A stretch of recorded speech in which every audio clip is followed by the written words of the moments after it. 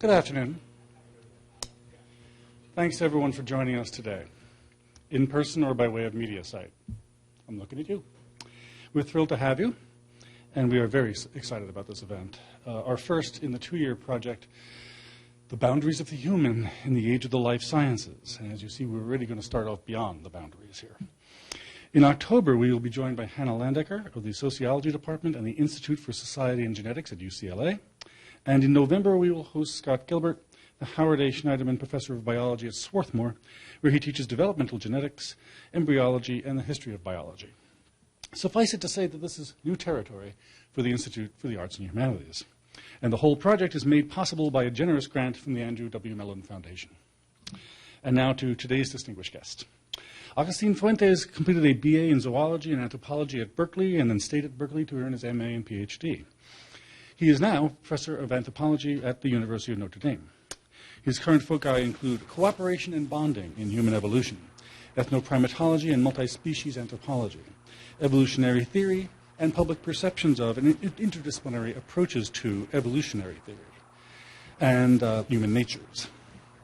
Fuentes' recent books include Evolution of Human Behavior from Oxford, Biological Anthropology, Concepts and Connections from McGraw-Hill, 2 co-edited books, Centralizing Fieldwork, Critical Perspectives from Primatology, Biological and Social Anthropology from Bergam Press, and Monkeys on the Edge, Ecology and Management of Long-Tailed Macaques and Their Interface with Humans, also from Oxford. And perhaps most notably, an ambitious contribution to the public understanding of evolution and our genetic inheritance, Race, Monogamy, and Other Lies They Told You, Busting Myths About Human Nature from the University of California Press. His current research projects include the ethnoprimatology of Singapore, interdisciplinary approaches to understanding human natures, and an evaluation of the roles of cooperation, community, and niche construction in human evolution. I want to say a few words about race, monogamy, and other lies they told you, partly to let you know that it is really about race, sex, and aggression. I think monogamy just must have tested better than aggression on the cover. And the 2 chapters of it are part of our seminar with Professor Fuentes tomorrow morning. In this book, Professor Fuentes takes up what I might call the role of the public anthropologist, using his own expertise and synthesizing a wide array of recent work in various fields in order to combat some of the most pervasive and pernicious beliefs about who we are as a species and how we came to be that way. These beliefs, I'm sorry to say, riddle the history of biology since the days of Linnaeus, and they became calcified into orthodoxy by social Darwinism, but they are not, alas, artifacts of the past. Like unto zombies, they keep coming despite many attempts to kill them. Richard Dawkins remarks that he could just as well have titled his famous first book, The Cooperative Gene, rather than The Selfish Gene. Well, that's nice to know after all these years, now that almost 4 decades of popular science enthusiasts have convinced themselves that natural selection itself speaks in the language of Ayn Rand. One hopes the word will get around. And if it does, Professor Fuentes' groundbreaking work on human cooperation and niche construction will help to lead the way. It is an honor and a delight to have him here at Penn State to explore the boundaries of the human. Please join me in welcoming Agustin Fuentes.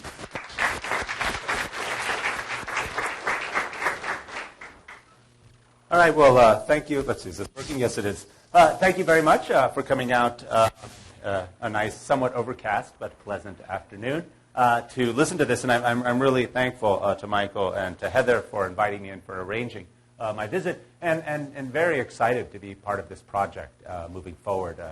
Boundaries are problematic in many ways, and I hope today to demonstrate a few ways in which boundary blurring, boundary crossing, and maybe even boundary entangling might benefit us in asking real questions about you.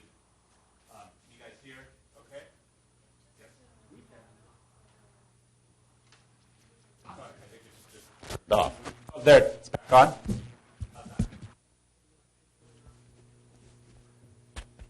Test, test. Yeah. Good? All right. Just wave your hands if I disappear here for a moment.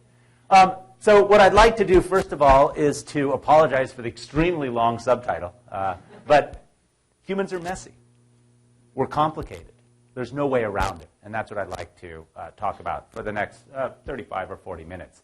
We are in the Anthropocene. For hundreds of thousands of years, humans have been manipulating the planet. This is not new, but the zeal and the pace and the intensity in which we've begun to undertake it recently has radically increased. We could argue that we've become such a major component of the global climate and ecology that we are a major ecological force. We live in a kind of, and I like this term, a hybrid Earth of nature injected with human will. However, responsibly or irresponsibly, that will may have been exercised. This is a baseline. This is a template. I'm not going to debate this. This is. This is. There are many ways I could demonstrate the Anthropocene, but I like this photo by Dritman Das, number 3 in Nat Geo's ecology and landscape competition last year, just to point out the complexities in thinking about the world and the ecology of the planet today. These are adjunct storks, a beautiful kind of carnivorous stork from India. This is Homo sapiens. Here's a domestic cow or two. And here is a 2-kilometer large garbage dump. All 3 of these species and many, many, many, many more microorganisms are making a living here, participating, engaging. Untangling this, thinking about how to talk about this is our real challenge in the 21st century. The way we represent the world today is a challenge. Here's one of my favorite maps. This is just demography. Get rid of all the maps that you have in your mind because they don't really help us that much. They reflect a kind of imposition that doesn't reflect reality. Here's a nice demographic map that shows us where the most people are and the least people are. And here's that same map with energy use. So these are complexities that we have to deal with. You can't avoid this today in the 21st century in the Anthropocene, nor can you avoid something like this. This is where all the billionaires are. So these kinds of maps, this way of thinking about the world requires a very complex set of interactions and entanglement. And if we continue to maintain the kinds of boundaries between the humanities and science that are erected in our institutions and in the way in which we talk about knowledge, we're going to have real trouble dealing with the Anthropocene. All right. So the sciences and the humanities conflict. Right? C.P. Snow told us this years and years ago, and everyone invokes this again and again. There's always another C.P. Snow conference, basically telling us that, the humanities and the sciences are sort of intransigent in their inability to sort of get along. And there's some reality here, and there's a lot of artifice, and there's a lot of problematic misconceptions. Let's just point out that there are different ways of knowing. Right? The world is vast and complex, and we approach similar questions in different ways. Scientific approaches, by definition, have to engage a kind of reductionism, have to engage a kind of particulate approach to the world to put that together to test it. Other approaches start with a baseline of complexities. Those two things are not unable to enter into dialogue with one another. Unfortunately, here we are in a university. Not unfortunately we're in a university, I'm saying unfortunately in universities, we tend to construct, or at least we have for the past 2.5 centuries, these sort of disciplinary boundaries. And what's really interesting is everyone I talk to agrees that knowledge itself, the world, does not actually fall out into disciplinary boundaries, but for some reason we consider those really important. I think it has to do with funding and degrees and things like that. But the institutional structures maintain this sort of complexity. Let me give you a very discrete and clear example. At many universities, including UC Berkeley when I was an undergraduate there many, many, many years ago, schedule many humanities courses and seminars opposite science labs. These are almost always afternoon schedules, and they're almost impossible to take both. Something as simple as a recognition and a mutual scheduling exchange or entanglement would go a very, very long way. Take a look at your own course schedules here at Penn State. My guess is that that is characteristic here as it is of almost every other institution.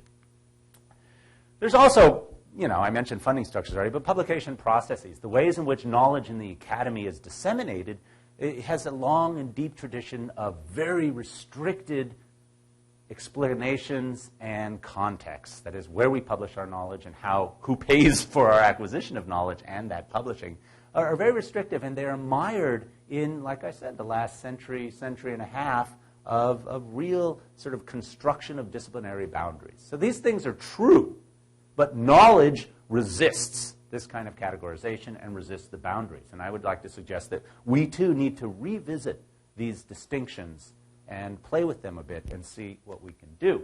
Now, this is not to say there are not serious conflicts that are both real and ideological. I should say ideology is real, but I think these structural conflicts are one thing, and the ideological conflicts are another. For example, there are places of non-overlap. There are places of non-overlap between most of the sciences and most of the humanities. Not a ton, fewer than most think, but there definitely are some. And we could talk about that in the discussion if you want to. But I think one of the biggest real structural boundaries is a lack of imagination. I've written and published elsewhere on this sort of notion of a human imagination is central to our evolutionary success, and I'd like to suggest that we're underplaying it in the academy when it comes to tackling issues that cross, or ways in which we might cross or blur or disentangle these boundaries. Let me point out that I am not naive. There is a long history of interaction between the sciences and the humanities, and I think it's epitomized by this Utah poster. Many of you have probably seen this already, right? Science tells you how to clone a Tyrannosaurus Rex. Humanities tell you why that might be a bad idea. And this is the whole idea that, yes, of course they get along. They're not two cultures. Humanities gives us ethics. Scientists gives us science, right? I think that's a very short-sighted way to look at things, but it is the fallback point. So on many of the multidisciplinary teams I've worked, like the social scientist, the humanist, comes in to do ethics, not to bug us with the actual infrastructure of the methodology or the data collection. And those are problematic. But I'd also like to say a lot of this stems from insecurity and ignorance. So, for example, recently, Jerry Coyne, a very strong proponent of the sciences, evolutionary biology, posted about this in his very widely read and important blog, Why Evolution is True, posted a rant against this poster saying humanities curriculum goes all anti-scientistic, right? How dare the humanists make a joke of science, especially with a nod to Jurassic Park. We know that's not the way science works. Well, that's just silly. There's a lot more to this comment, to this image here. It is funny, and it's not just about ethics. It actually goes much deeper than that. And for scientists to be sort of insecure about that is problematic. And the reverse is true as well. No one knows physics envy better than a social scientist, right? So he's trying to be more scientific in some places and trying to be more humanistic in others. So, and this has all just been set up for actually talking about something here today. What I'd like to suggest is how we see the world. And I would like to propose that how we see also means how we imagine it. For humans, perception, ideology, engagement, and embodiment of the world involves the imaginary in important ways. How we see, imagine, experience, or embody the world matters. The biologist and philosopher von Uexküll came up with this concept of Umwelt, right? This sort of world experience, the self-world of organisms. And each organism has a different sort of self-world, the way in which they are in their ecology, are in the planet. And the human Umwelt, the human niche, is a particularly interesting one, and I would argue a distinctive one in its levels of complexity and the need for a diverse, entangled, trans-disciplinary approach to understand it. Everyone has heard the story about the 11 sages, all blind, who were provided with an elephant. Each one went to a different spot on the elephant, felt it, and said, definitively, this is what this is. This is what we do in the academy all the time. We do this nonstop. I would like to suggest that there are places where, if we're really interested in understanding the being and becoming human in the Anthropocene, that we can see the elephant better in some places than others.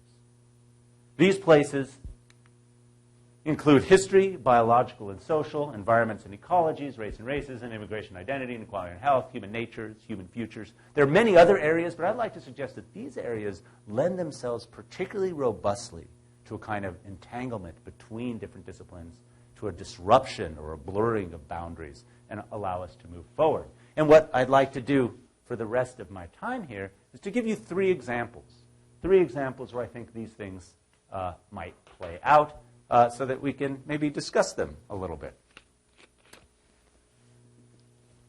So, my first example has to do with contemporary evolutionary theory. I'm sure most of you are familiar with evolution in some sense or another, and most likely most of you are actually relatively ignorant about it. That's not an insult. It's just that evolutionary theory and the diversity and increase in complexity in evolutionary theory in the last couple decades has greatly outpaced the broader dissemination of that information, both in the academy and in the public. I'd also like to point out what we know from sort of science, particularly biological sciences and genetics and physiology, about race, racism, and inequality, and how that screams for a kind of entangled approach. And finally, I want to couch these two in our recent knowledge of epigenetics and some complexity in developmental systems as locales that might benefit us from a little bit of entangling, blurring, and maybe even disregarding of boundaries. So, speaking of disregarding or discarding, the first rule in understanding evolutionary biology today, and evolutionary theory, especially in the context of human evolution, is to get rid of this term. Nature-nurture is wrong.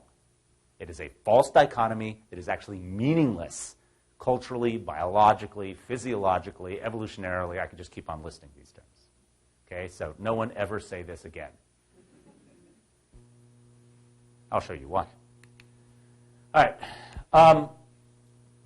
What's really important is to think about the ways in which we have become much more engaged with the processes by which change occurs in organisms on this planet over time.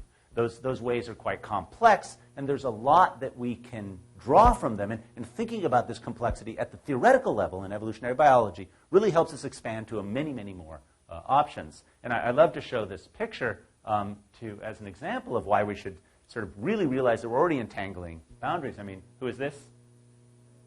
Darwin, right? Did we have a nice photo of Darwin holding his finger up to his mouth there? No, this is Photoshop. This is a fake photo, right? But there's so much work done with this photo.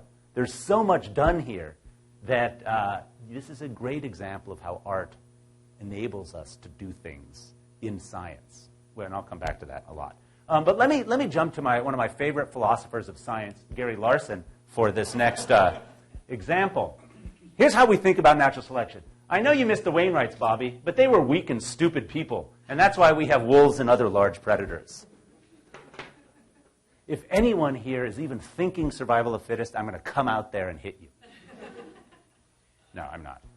The point being is that our gross misrepresentation of what natural selection actually is has permeated both the public and the academic understandings of evolutionary processes.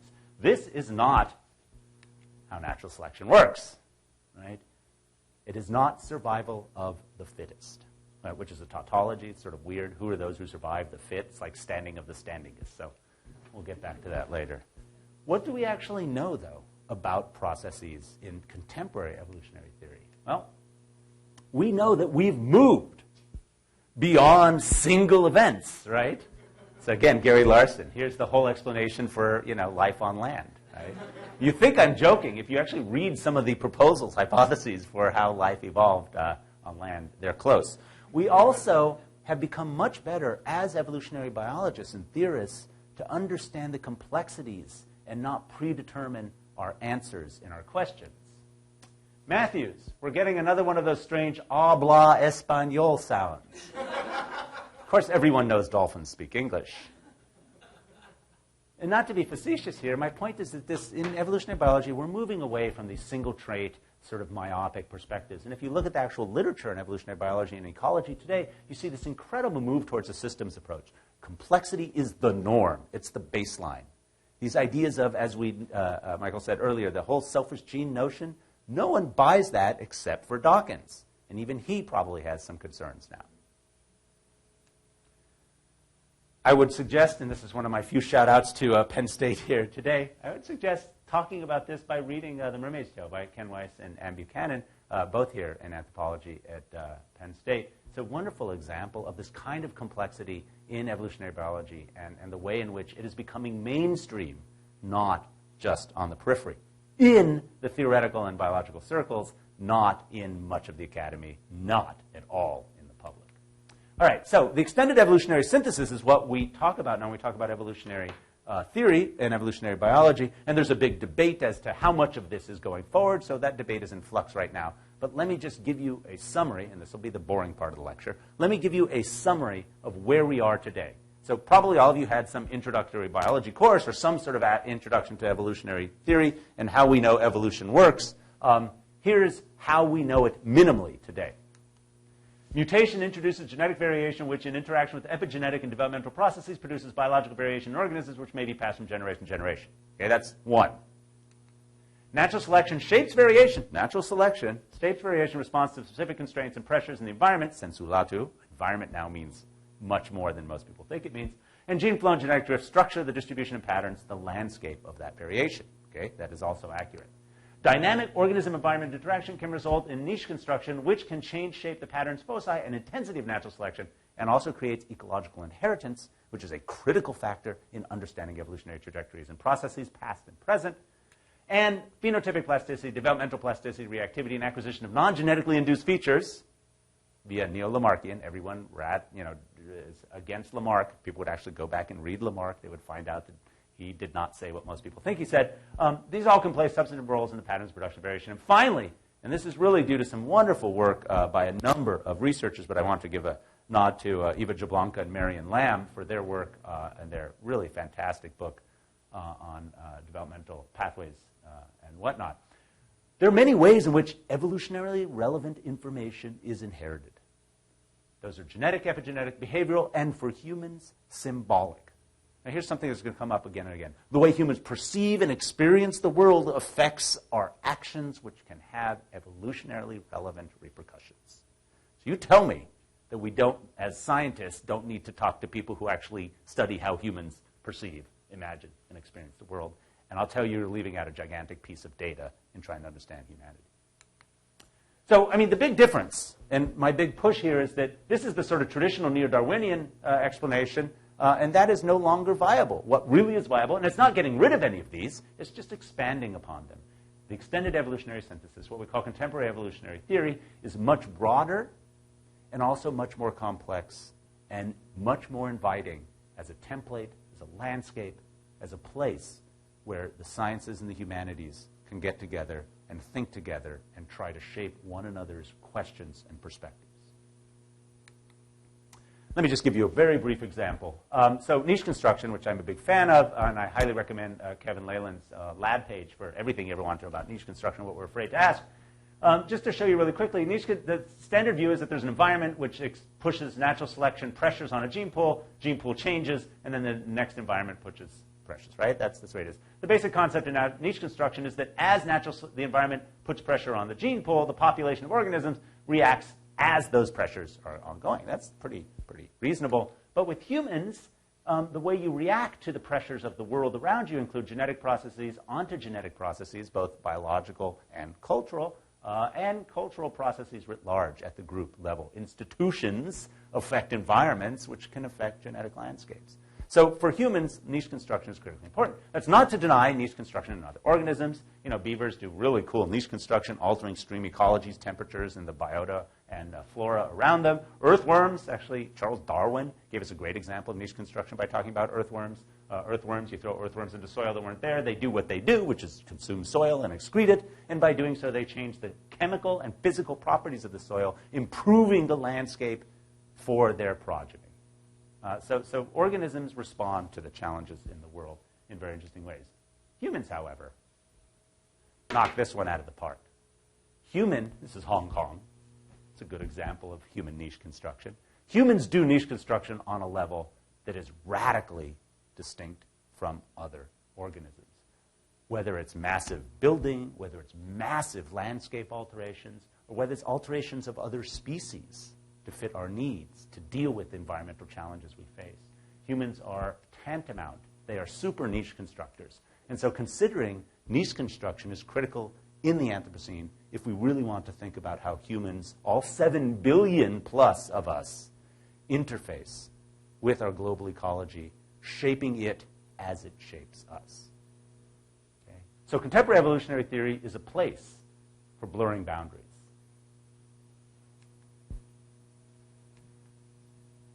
We know the biology, the genetics, the genome, the epigenome of humans is really important. We know that the psychoneuroendocrine structures of humans are very important, the way, the physiology, the way in which our bodies respond. But we also know that the way in which humans do this behaviorally, socially, communally, collaboratively, gives us many, many ways to be successfully human all across the planet. And those ways involve imagination, perception, faith, belief, hope, politics, institutions. To cut this part out of the overall understanding of human evolution will lead to myopic answers. Okay, that's number one, evolutionary theory. Good place to talk. Here's number two. I could just leave it at this. Okay? Race matters. Race matters globally. Race really matters here in the United States. This image tells us a lot. But let me go a little further. And let's just point out that from centuries of study, especially the last 5 decades or so, we know that not only is there no gene for race, but that the way we use race does not equal biology. Right? Race is not biology. There's black, white, these are not biological clusters. But race matters, and racism and inequality are real and create biological impacts. Right? This is scientific knowledge. It's indisputable, it's common, it's readily accessible. However, most people don't know it. All right, let me just show you some of the details of the scientific knowledge to talk about how we need collaboration between the sciences and the humanities, or a blurring of boundaries, at least, between these areas to really effectively think this through, talk about it, and figure out what to do with it. So, for example, we all know the general idea, race A, B, and C, right? There's a sort of African cluster, European cluster, Asian cluster. Ignore Australia. Everyone else does because it just messes with you. So this is the way most people think about it. When I give public lectures on this, people are like, oh, well, I don't. I'm like, come on, you're lying. This is the way. Well, sometimes people have 5 races. Okay, fine. We know that in the United States, we make a big deal about black and white, about skin color, and we know a ton about skin. We know that, in fact, how skin reflectance, that is dark to light skin, happens. We know the biology of it quite well. We know the distribution of skin color across the globe in indigenous populations, and we know that it is closely related to the incident ambient ultraviolet light radiation. And we know that there's a long history of adaptation.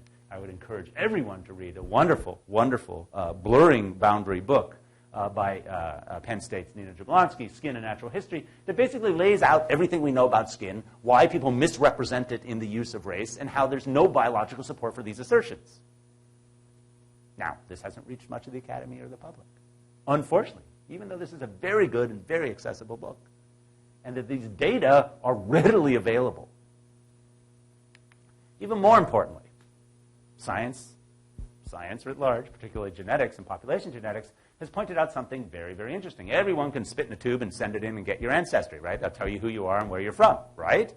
Well, that has been used to classify people into 5 or 3 or whatever racial groups. So, for example, if you take spit from people in London, spit from people in Lagos, and spit from people in Beijing, and you compare the genetics of those populations, you're like, wow, I can tell them apart. I can tell the people from London, the people from Lagos, and the people from Beijing apart based on the frequencies of different patterns, right? This leads some people to say, well, here's this sort of, European race, here's this African race, here's this Asian race. However, what they don't go on to tell you that we know very, very well from population genetic literature and from a lot of people trying to demonstrate that these races are real, is that if you take something from Delhi, from Beijing, and from Surabaya in Java, you can tell them apart just as easily based on the same frequencies and patterns of traits. Well, maybe there's Africa and Europe, and then Asia's a bunch of races. That must be it. Well, if you take the European or Caucasian, which is a very funny term, cluster, and you take 3 samples from some area within that race, guess what? You can also tell them apart as easily as you can these others. And for me, the best statement is if you take samples from very diverse, geographically diverse populations in Africa, they're easier to tell apart from one another than any others. And why is that? It's because modern human genetic variation does not look like this. There's not a European, African, Asian cluster with some overlap. In fact, it looks like this. All of human genetic diversity, except for a teeny bit, is found within sub-Saharan African populations, and all the genetic diversity of all human beings living outside of Africa is a small subset of that variation. Now, I've just shown you this right? And we can talk about the data. But let me tell you, the science, no matter how robust and how replicated it is not going to get this information out well. That's a problem. Let me point this out. No matter what I've just said about skin color and about population genetics, you can look at this picture and you can tell one of these things is not like the other, right? Here is a young graduate student, that's me a long time ago, and here are 3 kids. This has been some research I did. When I show this slide, no one has any trouble giving me the ancestry of these individuals, right? Where's this guy's ancestry? Come on, audience participation here. Where's this guy's ancestry? I'm sure you can figure this out. Anyone? Yeah, right. So I'm almost exclusively Western European in my ancestry. And what about these 3 kids? You know, dark skin, dark, tightly curled hair, broad, flat noses. Africa, right? Yeah, of course. Totally wrong. These kids are from New Guinea. We don't know what human variation looks like at a public and academic level. We know it extremely well scientifically, and yet that translation is not happening at all. These kids are from Highland, New Guinea. They have nothing. They are about as far biologically and genetically, historically as you can be from African populations. If you understand the distribution of skin color, hair patterns, and nose and face shape, this is no surprise at all, because these show up all over equatorial regions. We just associate certain facile characteristics with race. All right, really quickly, let me really drive this home. Meet the Almir twins. Twins. Fraternal twins, same mom, same dad. This throws everything you think you know about skin color and race out the window. And this is not uncommon. Why don't you know about it? Why don't you see these pictures in textbooks? It's a good question. So there's no way to divide humans into different races. Humans do vary biologically. We know that. We can tell populations apart because they differ. But race itself is very real, and it's ridiculously complicated.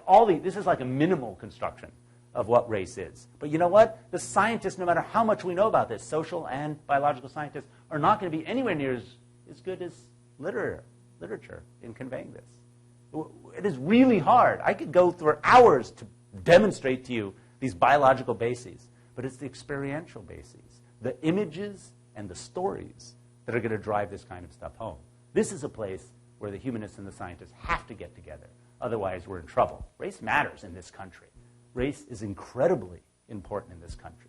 Let me just give you an image of that, right? Look at this. Is there any reason why African Americans and whites are radically different in infant mortality rates? Yes, racism, history, inequality, not biology. Okay? Those are incredibly important realities. So what race as we know it is not a reflection of biological groups. Therefore, pattern differences that occur between what we call races are not caused by biological differences. They're due to social, historical, economic, experiential contexts, and they're changeable. But that change requires a serious disregarding of boundaries and a serious entanglement of the ways in which we talk about race, think about race, and represent research on race across these disciplinary contexts. This picture clearly points out my next blurb, and that is on epigenetics. And you don't have to really know anything about epigenetics. What you have to know about is human suffering, is the environmental context of the way humans are in the world have impacts on our bodies. And nowhere is that more important than on the mother-infant interface. We know from a bunch of really cool mouse and rat studies, I mean, not cool for the mice and rats, cool for us, that there's some real important changes that happen. Our famous rat study is take moms who lick their pups a lot. They're very attentive. They touch their pups a lot. And then moms who just can't stand to be around their pups, don't lick them, don't touch them. And when those pups grow to adulthood, the highly licked and, let's say, affectionately cared for pups do really well under stress. They can cope with stress. They have much lower stress. The rats who weren't have very high stress. Now, that seems sort of simple, but what's amazing is the reason is the social act by mom changes the neurobiology. It changes the way in which the genes in the hypothalamus are methylated, which changes their reactivity, which changes the kind of neuronal structures, which changes the rat's capacity to deal with stress. And we know that from a number of different kinds of experiments, including this really gross stuff where we stick needles in their head and change their behavior. But this is science. Okay? These are very well supported research. I mean, some epigenetic changes are induced by early environment, and those changes can impact the brain, right? So changes in our early lifetime, particularly while you're a fetus and for the next 5 or 6 years after birth, can have huge impacts on subsequent lifetime behavior patterns and states. All of these things can impact who we are. In fact, there's a number of studies that looking at, particularly at the hypothalamus and a few other areas of the brain, where we know that epigenetic mechanisms are really connected to childhood maltreatment, that is, changes in these methylations, and that they are actually good indicators of severe psychopathological disorders in adulthood, or at least variable and restricted capacities for dealing with different kinds of social and environmental stressors. This is a hard thing to represent. Okay, we could talk about the studies, but this is something we've actually known for a long time. You can go back to medieval literature and read about the kinds of stressors that happen to children, the ways in which societies can manipulate those bodies and minds to have long-term impacts. We know, we've known this for a while, that these things change. We know that intrauterine environments are incredibly important. We know that nutrition and social contexts and poverty are incredibly important. And more recently, we've got really good evidence that these early patterns actually affect the onset of dementia and Alzheimer's. That is, differential impacts in utero as a fetus or in the early stages of your life can actually set you up to be much more susceptible. These aren't death knolls. They aren't completely predictive. But there's some good evidence that the body, the way our genomes, epigenomes, and physiologies and neurobiologies function are heavily influenced by our experiences and our perceptions during early life. So embodiment is real, literally. Dealing with that is really important. If this is true, if the way people experience the world becomes their body, we can see how that whole nature-nurture is ripped asunder, but also thinking about how we talk about this and how we engage with this becomes very complex and very problematic, especially if we think about human evolutionary processes and how developmental and epigenetic shifts might have played major roles in human evolution, particularly in brain growth. That epigenetics and race and inequality in general are extremely important. The environments of poverty, the environments of war, the environments that create all types of psychosocial and physiological stressors have long-term downstream impacts, and understanding those is critical. Biosocial processes matter. Why is Kurt Vonnegut's book up here? Well, if we think about, I don't know, hopefully all of you have read Slaughterhouse-Five. It's a very important piece of literature. But Billy Pilgrim, the sort of fictional hero or anti-hero of the story, constantly travels through time in this story, experiencing and re-experiencing the same moments again and again and again. And throughout that entire time, each moment is real. It's not that one is past and one is future. They're all part of who he is. I think that's actually a good notion for the way we're beginning to understand the biology of embodiment. That life lives, shapes, and is shaped by our own experiences, and that those things stay with you all the time. Again, this is part of the discourse, part of the ways in which we can talk about things. But I'd like to suggest we can go beyond sort of certain ways to talk about things and even get to the point where humanities and science scholars can inform, maybe even transform the way in which we ask some questions, the ways in which we think about them. Many times this won't work, but sometimes it might. Entanglements, complexities, moving, interweaving these different kinds of narratives with one another, taking what we know and what we think we can know about the moving target that is the human is incredibly complex. And I think sometimes we need to be really entangled to get a better shot at it. So rather than giving you all that scientific information, I could have just shown you these 4 pictures and talked a little bit about them. I didn't, and I didn't for a reason. The matching of these pictures to a kind of summary of data, a linking of the sort of methodologies and outcomes of science with the reflections, perspectives, emotional driving and enticements of the humanities, and the kinds of questions that go back and forth might be a better way. It might get us a little bit further in winnowing down a bunch of possible truths about humans to a few potential truths. I'd say let's go wild. Let's not fear hybridity. Right? That's one of my favorite artists, Sarah Dermer. This is a whale-giraffe, or giraffe whale. It's a hybrid between a giraffe and a humpback whale. Now, these things don't really exist yet. We'll give our scientists a little while. We wouldn't make one, but I would like to say that we should try to make some whales or whale-giraffes or whatever we want to call this in our academic lives.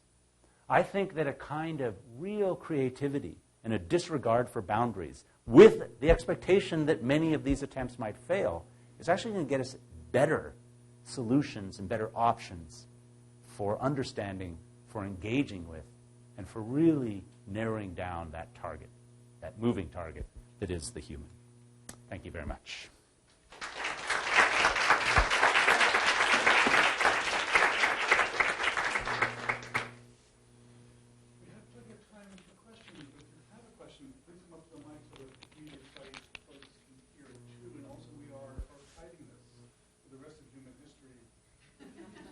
Or until the whale giraffes take over. I have a slide of a baboon sparrow as well, but I would save you from that one.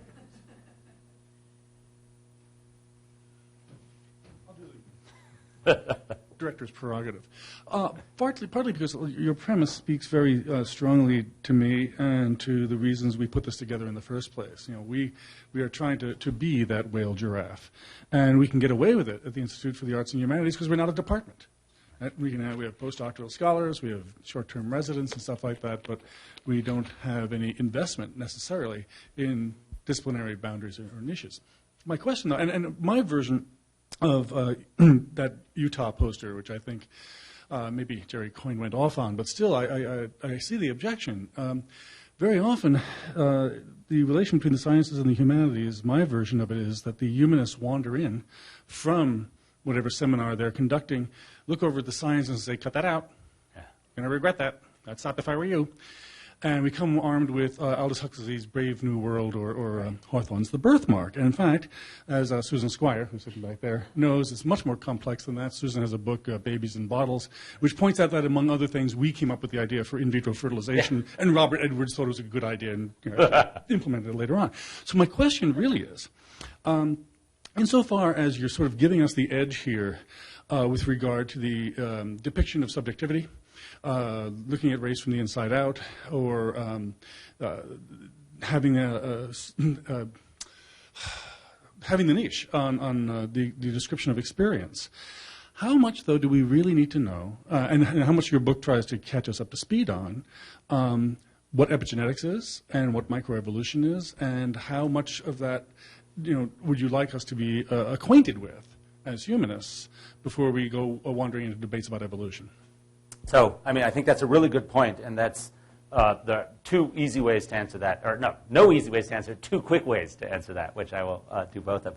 The first one is a lot, actually. You don't have to be incredibly discursive on the details, but it would behoove people to sort of move away from a 1980s notion of evolutionary biology, which permeates much of the humanities today. A very archaic notion. And it turns out that the way in which many evolutionary biologists are writing, and especially in the theoretical context, are quite readable relative to the ways they were writing in the 1980s. So I think there is a task for the humanists to get a little bit more engaged and to read some, at least the philosophy of biology. And I would argue people like Kim Sterelny and others are doing a good sort of translation job there. So that's the first one. The second one is not that much. And that is, you need enough to know who to ask questions of. We can't do this as the traditional single researchers, lone wolf academics. It has to be done in teams now.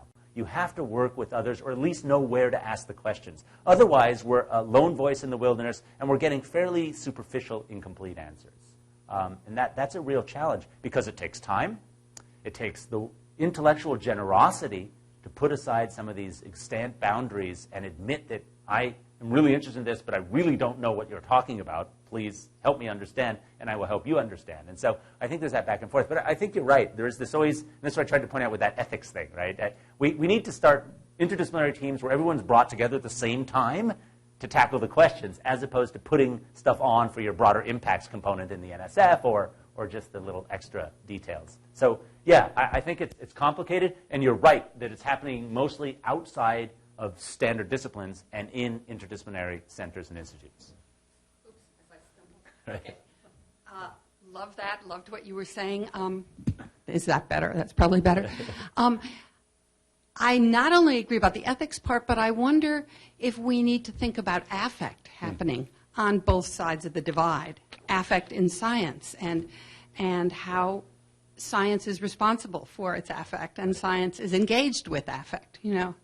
So I absolutely agree with you, and I think there's a hubris in science, and for some reason it's even worse in I'm a social scientist for the most part, but I also co-direct a population genetics lab. So I sort of straddle this sort of qual-quant boundary. But there's always this notion that if you could just identify the right data, that we're pretty much right, and that other stuff doesn't really matter that much as long as the data show up. And that's a problem that scientists need to work on. The flip side of that for humanists is that there's a complete distrust of data. Like, don't bring me that reductive material reality. That doesn't really matter. Like, well, jump off a building. I'll show you how much that really matters. So I think the kind of ways in which we engage one another, that's why I'm a big fan of what I call, and what many people have called, trans-disciplinary research as opposed to inter or multidisciplinary. And just really briefly, inter and multi are fine, but they're about people getting together, talking to one another, and then going home. Transdisciplinary research, at least amongst the sort of branch that I, philosophical sort of connection with that I buy into, is a bunch of people from different disciplines, different areas getting together, sharing ideas with the acknowledgement that there is a risk of transformational change. There's a risk of infrastructural shifts, even if slight, in the ways in which we ask questions. I would like to think that when I sit down with a humanist colleague, with an artist, for example, and I'm talking about how do I think about sort of human evolution, and particularly this role of cooperation and collaboration, that there might be a moment where we're talking to one another, where we're developing ideas, where my perception of the question has been altered slightly, even if slightly, by my interface with the others. And that goes back and forth. And so I think that's the way you get affect change. It's not easy, and it also requires a little bit of humility, which academics are not brought up to think is very important. But that's one of my favorite things about science is pretty much everything I ever discover, everything that I've really published, is eventually going to be shown to be wrong. So, I mean, that's the way science works. And I'm happy about that. So if we could take that as our baseline, I think everyone would be a little bit better. And also, we have to stop taking ourselves so seriously all the time.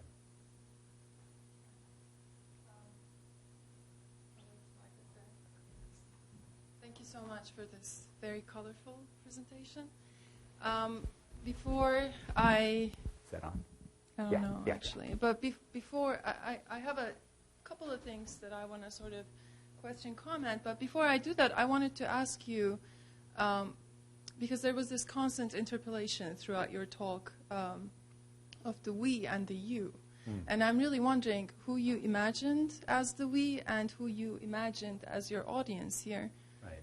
Before I guess. So, I mean, really briefly, I generally, in this kind of context, since my intellectual, well, not my disciplinary home and my actual research practices, for the most part, reside more in the sciences end than the humanities, but not exclusively. I tend to see myself as being in the science camp. But I interchange, and thank you for pointing that out, I interchange humanities, public, and the academy as the you. Okay.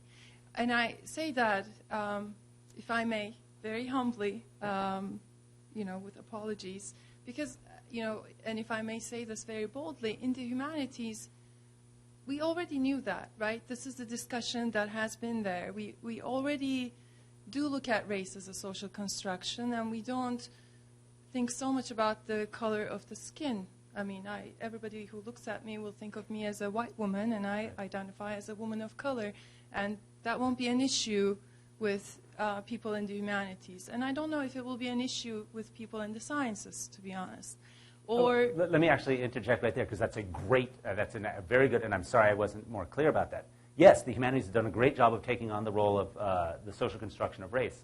What they haven't done a great job of is dealing with the actual biological realities of race. Race is real, and it is embodied in many ways. But and there are, even though black and white aren't racialized, aren't biological categories, there are absolutely biological repercussions to those processes. And the humanities in general, and we might disagree on this, I think have done not as good a job as they can to understand and incorporate the ways in which human biological systems function and how that is so relevant in understanding Well, then race. I would actually invite everybody in the sciences to look at Adrienne Piper's essay and video Cornered, where she will challenge these notions through the arts and humanities. And I think, like, in maybe not so widely, but in the humanities, these discussions do take place. And And as a person who loves using the sciences, I'm a performance studies person, so it's a lot of people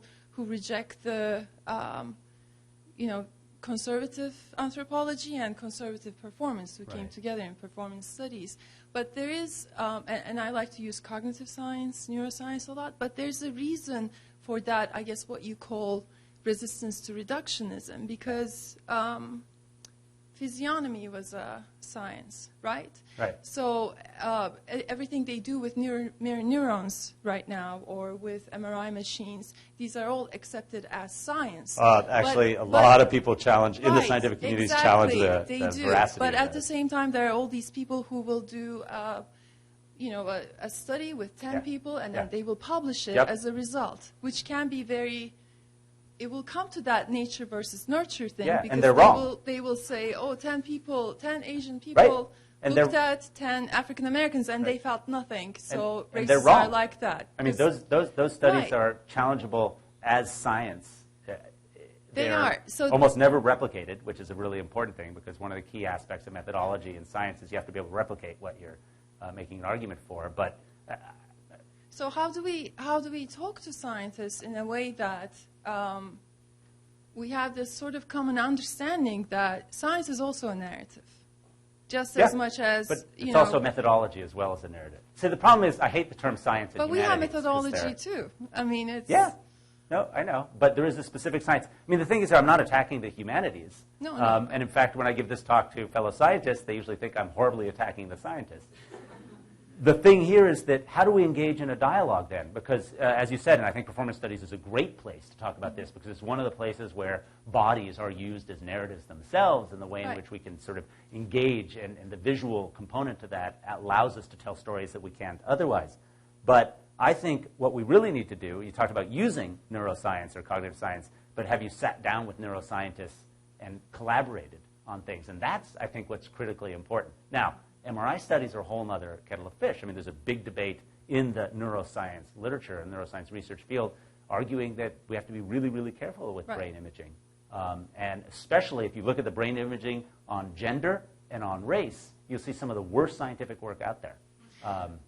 I guess what I'm trying to get to is that, and I don't want to steal everybody's time, but what I'm trying to get to is that the initial reason why I asked, who's your audience? Because even in the narration, and I think this is something that we're trying to challenge as humanists, there is this assumption of that hierarchy that science is here in terms of its concreteness, in terms of getting solid data, in terms of getting to the truth, and the humanists are, this thing that humanists do, that's a good thing. We should look at that. We should look at what embodiment and empathy, etc. is, and maybe, that's useful too. But still, we are the people. We lead the discussion. I'm not saying you're doing it. No, I agree with you. You're one of those people crossing that boundary. I'm just thinking of this one book by Marco Iccobani. Maybe I'm saying it wrong. His preface was written by Peter Brook, who's a theater person. It's a book about mirror neurons, but Peter Brook writes it because we knew everything about mirror neurons already in performance, right? We knew that we could look at a person and absorb their feelings. Right. It's great that now neuroscience is telling us that they found out about the mechanics of this. But Merleau-Ponty in phenomenology, he wrote about this years ago. We know we're indebted to him in much of anthropology. So I guess my question is, as a person who's extremely excited by all these advances in cognitive science, neuroscience, and the other kind of anthropology, how do we achieve that kind of balance in our dialogue with the scientists where we're not, unequals or, Yeah, no, I agree with you completely, and I didn't mean in any way to, and this is the problem with the term data. So scientists generally work with material data, and other approaches work with other types of data, right, in many contexts. And so there are differences. I did not mean, and I hope nothing I said got us to a place where you interpreted my comments to say scientists are closer than the truth. That is not at all what I'm saying. But I really am interested in collaboration, and I think what the example you brought up, so why weren't neuroscientists from the 1960s and 70s, when phenomenology became a real sort of way to understand the sort of embodiment experience, why weren't and some were, but not many, and we didn't have the technology as well then, but why aren't most people going and spending time with theater troupes and letting that be a baseline for understanding which questions we ask? So right now, we tend to sort of saw the top of heads off monkeys and like play with some electrodes to find out the mirror neuron stuff. But I'm much more interested in what humans actually do and train themselves to do, and there's ways in which we can look at that. But the only way to know that is, to compare, different types of method acting or different types of. So I think there's some really interesting points for collaboration. I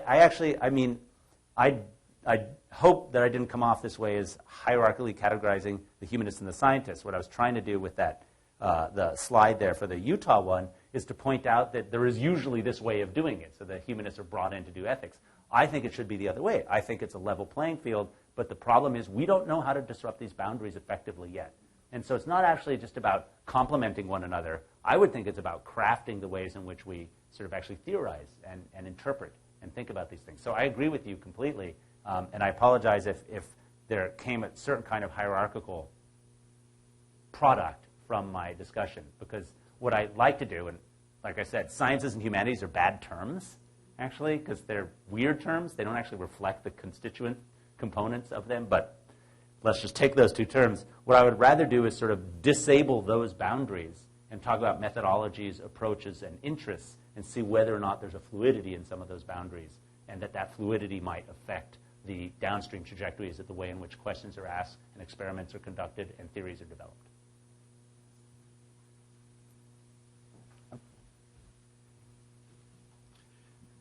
You talked early on about the niches that different creatures have and so forth, and I wonder if you could say more about the human niche and what characteristics, what qualities it has, what we've constructed, what we've shaped to make ourselves comfortable and more or less stable as a human race, and particularly the ways we challenge ourselves, give ourselves stimuli. We have people here from literature and a whole number of different areas where we certainly use fiction, for example, games, play, for that kind of stimulation. Is that part of our niche and that allows us to be the smart humans that we are? Yeah, oh no, absolutely. Thanks for the question. I'll talk a little bit about this in the seminar tomorrow, but a lot of my current work is on defining the human niche, and so that's a long-term project I'm engaged in. Really, just in a nutshell, the human niche, if we just talk about our genus for the last 2 million years, there's some characteristic patterns that have been ratcheting up over time. One is a kind of complex shared intentionality. Michael Tomasello wrote a recent book called The Natural History of Human Thinking that's a nice sort of take on the sort of psychological, neurobiological component of that. But a shared intentionality, a kind of unbelievable collaborative cooperation that is uncharacteristic of most organisms. Apprentice learning kinds of situations. Absolutely. So Kim Sterone, a philosopher of biology, has a book called The Evolved Apprentice. It's a wonderful. So apprentice learning has been really funny. I'm publishing something on that shortly. And creativity. An argument that I'm proposing is that it is in fact this kind of group collaboration, innovation, and mutual and engaged creativity, kind of imagination, and the ability to make that imagination into material and social realities that has provided a niche, an expanding and complex niche that has shaped our environments as it shaped us over time. So literature works there absolutely. I think we've paid too little attention to the creativity and imagination. In fact, I have a whole lecture I give on early stone tools to point out creativity. People, I show this picture of these rocks, and no one's impressed. But nothing, we were doing this 2 million years ago, and nothing in the history of this planet has taken a stone and seen that inside that stone is something completely different, something modifiable, something interpretable, something that they can use to reshape the world around them. And I think today one of the best ways to get at that is, in fact, through the kinds of storytelling that we see in a diverse array of textual and non-textual literatures. Thank you. Thank you so much. My question is a little bit more in the vein of the first few questions, and you might have just gotten started to answer it.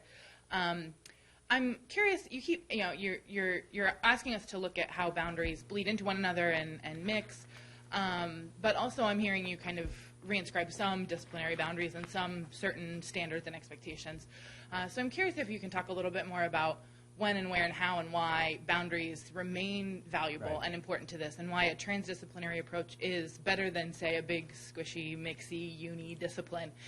What do we do with boundaries to make this work even more, useful and accessible? I thank you for that question. I think it's really good. So the big, gigantic, squishy unidiscipline, all right, was probably doable in the Western tradition of the academy 300 or 400 years ago, prior to the kind of knowledge development and just the radical expansion of information. Right now, there's so much information out there. I would argue, on the flip side, in contrast to what I've said, some disciplinary boundaries can actually be beneficial in focusing in attention, deep analysis and thought on particular areas. I don't like disciplines for that, but they work. And so I don't think that's a bad idea. What I'm hoping is that these deep trajectories become more fluid from the base up, and so that when they encounter one another, sometimes they actually shift in the way in which they're actually structured. And so that would be my argument. I think disciplinary boundaries can, especially in the training of undergraduate and graduate students, you need a deep time, a deep kind of familiarity with the methodology and a body of theoretical work that allows you to do deep thinking, to think with things rather than think at things. And that comes from disciplinary training. However, once you've got that training, or once you're in the terminal processes of that training, or maybe even sometimes in the introductory processes, being fused with, abutting, conflicting with, and merging into different ones of those trajectories, I think can be of great benefit.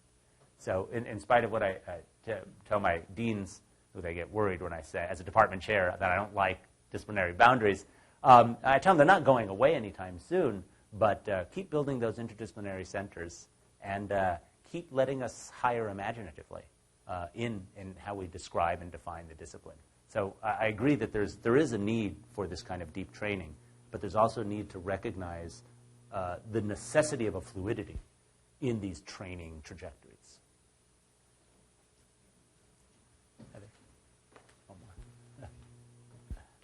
So much for a great talk. I really, really enjoyed it, and for the most part, I totally agree with you. So I'm actually going to ask a question that's more sort of like opinion in a certain sense. So what do you think of the proliferation of genetic testing, like the popularization of genetic testing? And I'm thinking about this in particular because it has both the way in which you're talking about the construction of race from biological level, it has this ability to undermine it on a kind of popular level, and in a way that people do kind of buy into, that otherwise I think is somewhat inaccessible.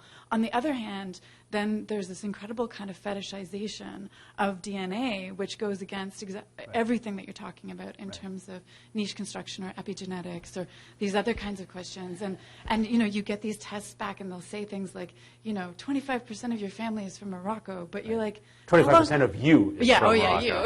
Yeah, that's true. But Morocco hasn't even existed for very long. So, I'm curious about your thoughts. So, I mean, that's a whole long conversation. I'll keep it brief. Let me make just like 3 points here. One is a colleague of mine, John Marks, who's a really good. Sorry. Better? Sorry. A colleague of mine, John Marks, always points out when he talks about these things that, if we want to be honest about it, we're 37% daffodil, right, genetically. Which 37%, I'm not 100% sure. So, the percentage stuff really gets at, all life shares DNA, so what are you talking about? So that's one thing, just to sort of. The second thing is race and ancestry tests, even though I've argued against them for a long time, one of my colleagues is starting to shift my views slightly, and that is we know that these tests are only good as sort of when they tell you 10% this, 70% this, whatever. They don't tell you anything you don't know. It's like, hey, I'd take it and like, hey, my ancestors are largely from Western and Eastern Europe. Oh, I didn't know that. Well, thank you. They're limited by the samples that they use, right? So right now, in all of the databases that are used, Sub-Saharan Africa is so dramatically undersampled that none of this could be published, right? A lot of it because there's so few samples. Even though there's more genetic diversity amongst populations in Sub-Saharan Africa, for example, right now, in some of the common ones, 23andMe, for example, what their reference database up until recently had 9 sample populations from Sub-Saharan Africa, right, and 64 sample populations from Western Europe. You know, you don't have to be a statistician to realize what that means when you send in your DNA and where you get connected and things. So those are some problems with that. The flip side of that is that many, for example, Caribbean communities are using DNA ancestry testing as a way to solidify their arguments about ancestry and their arguments of self and identity that were stripped of them by the colonial legacies and the histories of slavery. And so they're able to utilize these kind of ancestry connections to argue not just for a connection to Sub-Saharan Africa, but in some cases, as some of my colleagues work in Jamaica, also to the indigenous peoples of the Caribbean, and to make assertions of claims that they've made about identity more valid in the eyes of governments because they have these genetic things. So I have to be very careful in those assertions. And the third thing I'll say, but there's a lot of problems with that. And the third thing I'll say is that if anyone wants to volunteer all the great successes we've had with sort of individual genetic medicine, let me hear them. That whole Human Genome Project, we're going to solve medicine. Right? No more health problems. Everyone will get your individualized genome. We'll identify the genes. We'll do some knockout genes. We'll insert these other genes. You know, it turns that doesn't work. So the entire focus on DNA is misplaced. It is the genome, the epigenome, the proteome, and really the microbiome as a starting place if you want to talk about just the genetics of health. You can't really talk about the genetics of health without dealing with all of those. And then, as we've already know, you can't disregard development, individual experience, and individuals' perception of that experience. So when does genetic testing companies come back with those variables included in the assessment? I'll have a little more faith in what they can tell us. But until then, I'm dubious. I'm not really going to ask another question, but I do want to go back to Sarap's question. She's one. By the way, these are our 2 postdocs, Sarap and Heather Davis. Partly because Sarap's question sent me to that famous cartoon. If you're interested in one more cartoon, it's the XKCD fields arranged by purity. Right. So the sociologist is way over here. The psychologists say, well, sociology is just applied psychology. The biologists say, well, psychology is just applied biology. The chemists say biology is just applied chemistry. To which the physicist says, which is just applied physics. It's good to be on top. At which point the mathematician all the way over here says, oh, I didn't see you guys. And I think that is the popular image of the way the sciences work. And it's one of the things actually we're trying to undo here. But let me go, if I want to revisit Sarap's question, like why do we have to hear that there is no biological basis for race? We knew that already. But we didn't know, or at least a lot of times we get stymied by, the person who comes up and says, well, what about sickle cell anemia? Right. What about its ties to African-American populations? Got you. And unless you know, as I did not know until I read Professor Fuentes' book, that what you have you discovered when you discover sickle cell anemia? You've actually discovered populations' exposure to malaria. That's what you've discovered. And there is an overlap with this population, but not necessarily, it doesn't have anything to do with race. Right? You need that. You need some level of that kind of detail to participate in those kinds of debates. For the same reason, when we talk about the zombie lies that we inherited really from the 18th century forward in the development of the natural sciences, why is it that Europe dominated the world for so dramatically, starting somewhere around 1400? And you think of Jared Diamond's book, Guns, Germs, and Steel, big, long book, very ambitious, great. If you could reduce it to one sentence, as one reviewer did, you can't put a saddle on a rhinoceros. Yeah. You know, there are certain things, given speaking about niche construction, some things you can't do in certain areas of the world that make it more difficult to come up with agriculture and stuff like that. So just by way of an announcement, because I didn't say this in the introduction, and I should have. I sense there's probably some sort of, some of you might be thinking paradox or tension in having one guy come and talk to us about how we have to work in teams. Because we do. That's why this project is structured as not just your ordinary visit and seminar, but everyone comes back in spring 2017. All the 9 people we invite, 3 per semester, starting in this fall, come back. And in the meantime, we maintain a website devoted to the project, keeping this running as a 2-year-long conversation among different participants so that we can all basically have that convergence in April 2017. So mark your calendars now. Thanks. So let me just really quickly, before I don't want to keep you any longer, I think those are fantastic points, and thanks for pointing out the sort of ongoing nature, which is what attracted me in many ways to this entire project. But let me do as I frequently do, even though he's a really nice guy, take Jared Diamond to task in this context. So this ecological determinism, like it had to be Europe because of all these ecological reasons, leaves out, first of all, China completely. And he explains that away in some ways, but remember, China decided to turn inwards. They had the largest navy, they had all the ecological capacities, they had all the things. There are political, social, and historical reasons for this change, and a lot of them have to do with patterns of practice, philosophical orientations, and other things, not just ecological determination. And so I think that's really important. And so my response is, I mean, it'd be really hard to saddle a rhino, but many populations probably could have and chose not to.